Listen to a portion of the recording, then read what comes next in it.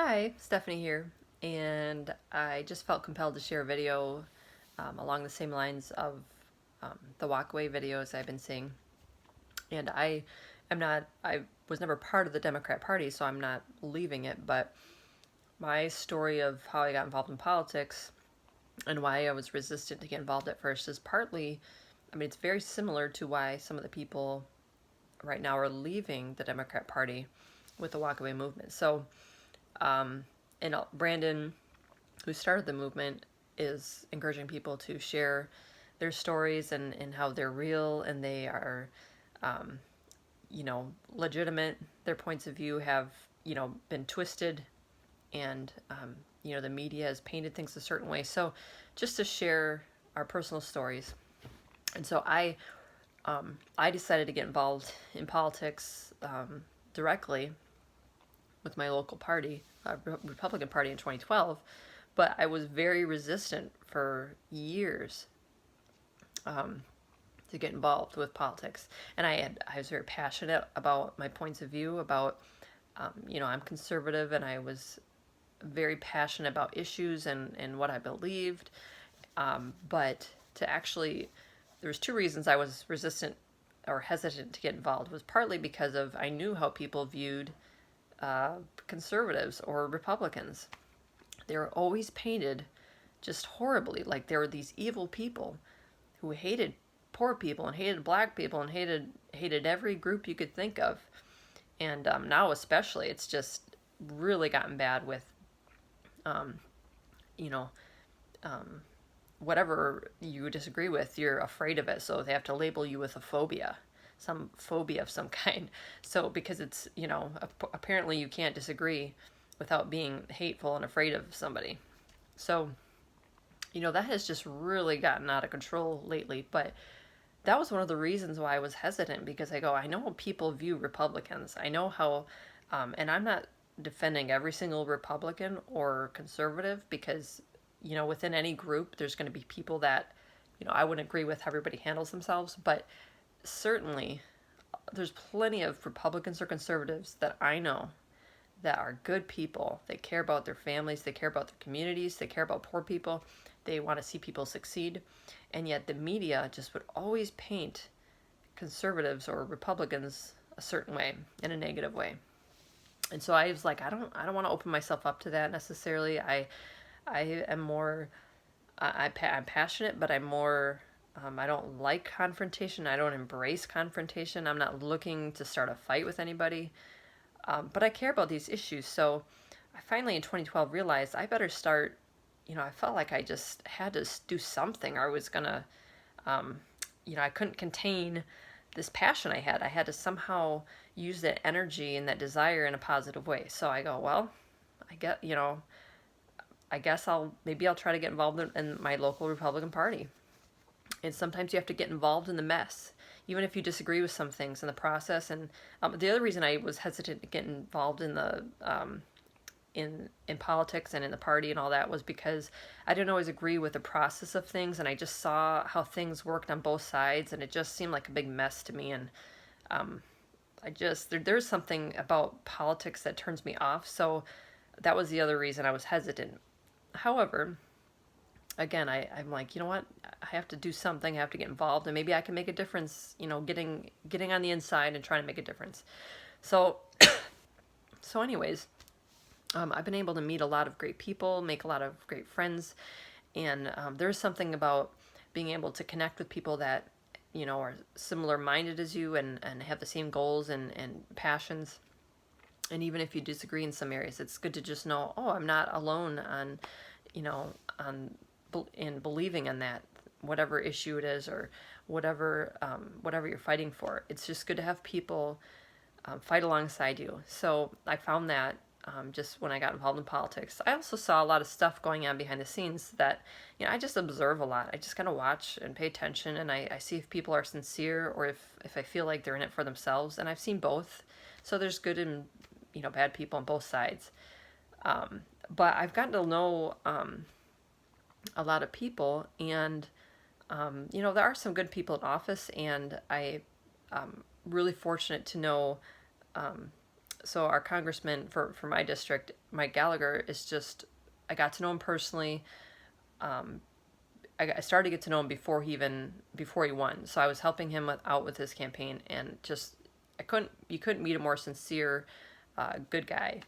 And so I'm really thankful to meet him, or to get to know him. But I remember writing him a letter, or sending him an email, because at that point he still had a personal email. So I sent him an email and I said, it might have been after he was elected, before he went to Washington, D.C., but I said, please don't change. Please do not let Washington, D.C. change you. Because I've seen so many people go there, and it's just like they become part of the system, or things rub off on them, and they start, you know, it's like, I don't, it's like a machine. It's just, they become part of the machine and part of the problem. So I think he's doing pretty good so far, but I just, he told us to hold his feet to the fire. So I'm going to keep doing that, and I know other people are. So that's, that's kind of how I got involved. And then Trump came along. And the other thing I want to talk about is how my views on Trump have changed, and how I just eventually became more open to him, and now I'm very much on board for the most part.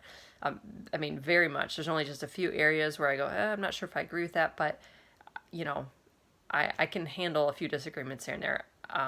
But when he first got involved and started, jumped in the race, I kind of chuckled a little bit. I go, this will be interesting. It was entertaining. But then as things went along, I just was like, what in the world is going on? Like, it just was chaotic, and it's just like nothing I've ever seen. It was interesting, but also I was concerned, because I didn't know how to take him. I didn't agree with everything he said or how he handled himself. He's very different than me as far as, personality wise, just very different. But, having said that, after he became the nominee, I had to just take a step back and not think about things for a while, and I had to kind of ponder. And sometime after the convention, I go, you know what? I got to start thinking more seriously about this. And there's people that ask me, they look to me for who they should vote for, and I had to figure out how I only can be sincere when I'm telling someone to vote for someone. I can't lie about it. I'm going to tell people what I really think. So I go, I got to figure this out. So I just started praying, and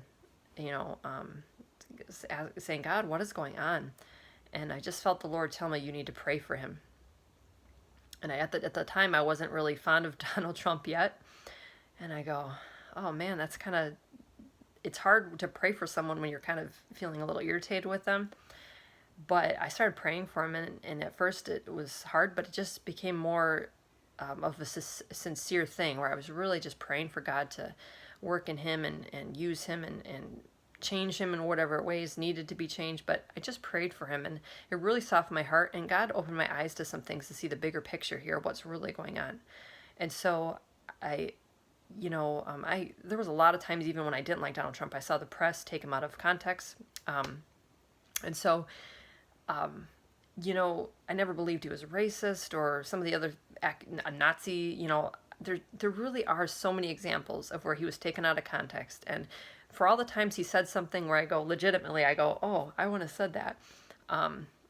There's plenty of other times where he said something that was just totally distorted by the media. And so,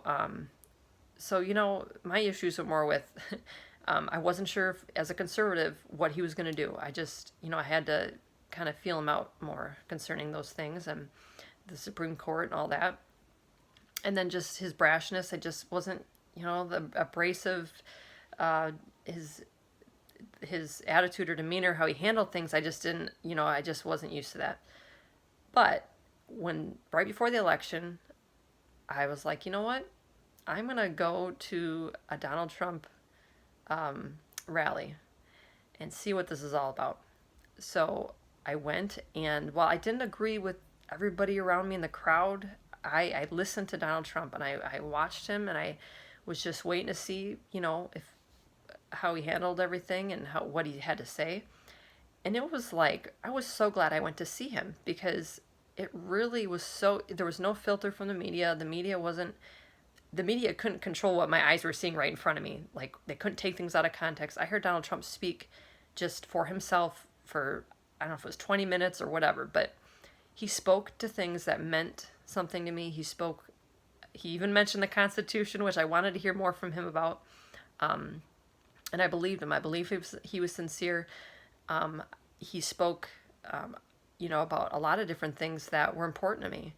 And it was just really good to see him in person. And I really sense that he really does care about this country. He loves America. He's fighting for the average American, and that's why he got a lot of, the blue collar Democrat, blue dog Democrats, or whatever you want to call them, people in the middle. People didn't feel like their lives had improved the previous 8 years. So, people are just looking for results a lot of times and asking themselves, well, did this improve anything? Have things gotten better? So, and he wasn't like a typical politician. He didn't, and I heard that a lot, even when I didn't agree with how he said things. I go, well, that's true. He's very different. He's like nothing I've seen before. As far as somebody running for office or somebody who's, became president. There's just nothing, I can't compare it to anything. So he really is just shaking things up. And the frustration for me is people have lost friends. You see this walkaway movement, and people have lost friends over Trump. They assume the worst things about people that they're supposed to know. I have a friend who, unfortunately, she thought Trump was the most horrible person ever.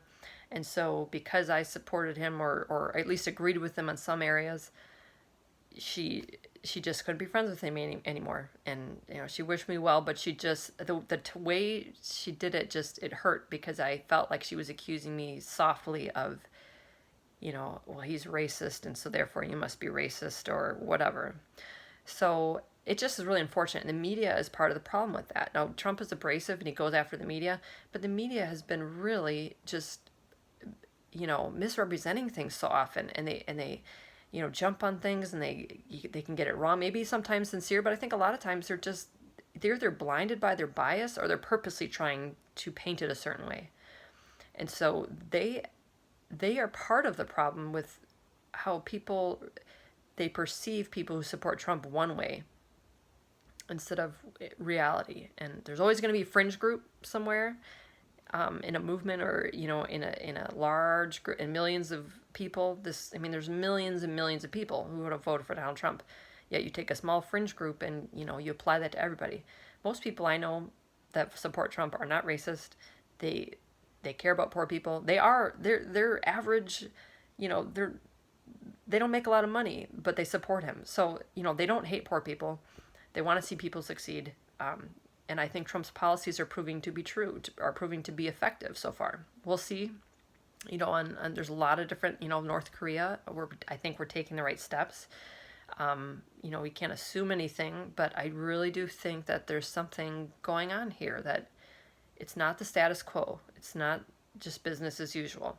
And so that's what I do appreciate about Donald Trump. And so I just want to encourage people to, I was afraid to speak out for being ostracized or, falsely accused of things. And sometimes that just comes with the territory. But the more people speak out, the more they will feel part of a community and feel that support that they need to speak out. And, I love this walkaway movement, because it's providing a place for people to come together and be there for each other if they get attacked, or if they get, marginalized, or just, and the Democrat Party is not inclusive anymore.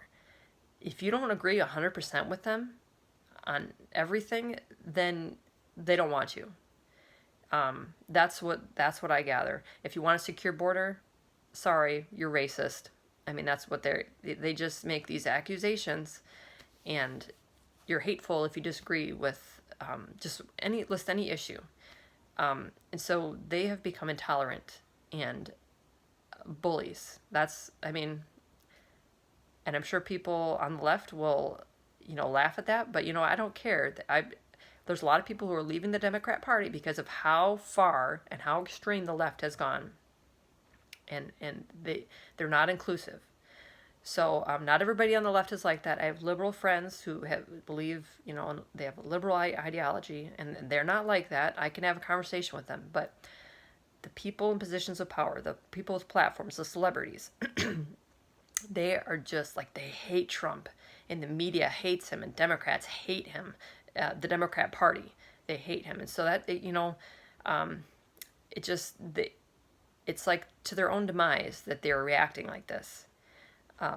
But just I want to encourage people to speak out, because there's other people out there that want to have their voices heard, and the more you speak out, the more other people will feel the courage to speak out. So that's my story as far as how I got involved in politics, and just my point of view, and my evolution of how I came around to Donald Trump. And so I know just Brandon had talked about sharing who we are, where we're coming from with our beliefs, and how we're just to legitimize our point of view instead of the media painting the narrative about who we are, because so many times they don't accurately portray who I am and what I believe, even though they claim that Republicans or conservatives are this way. It's just important for us to make our voices heard, and that no, this is really what we believe. Lastly, just before I end, I believe in a limited federal government. I believe power should be at the state and local level. It's easier to hold people accountable, people in office accountable at those lower levels. DC is so far away and has become so corrupt, and there is a deep state. There's people that are unelected. They're unelected bureaucrats that have a lot of power, but they're not elected. At least we can choose to elect someone else with people who run for office in Congress and the presidency. But all these other people that work in this, in the FBI and CIA, whatever, there's good people in there.